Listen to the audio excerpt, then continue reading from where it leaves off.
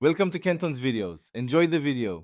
You start by signing into the My account on your phone. This retrieves cloud data. Once signed in, make sure sync is allowed for contacts, because without it, recovery cannot proceed.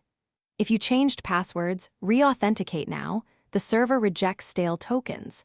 You should also be on a stable Wi-Fi or 4G connection and have at least 30% battery, so the sync won't be interrupted. After sign-in, tap Account Sync and locate the Contacts toggle to begin fetching saved entries. Next, trigger the Restore from My Cloud. This pulls the contact records into your device. Once done, open Settings, right arrow My Cloud and enable Contact Sync. The system will start downloading entries it finds. If direct sync stalls, use Export/Import, open Web. Confirm contacts are present, export as VCF, then import on phone. Make sure to watch the progress indicator. The Restore merges cloud records with local contacts, preventing duplicates when you choose Merge option. Finally, verify that contacts appear in the phone app and refresh the list so photos and numbers populate. If some contacts are missing, make sure you're viewing the correct account filter and then clear the Contacts app cache.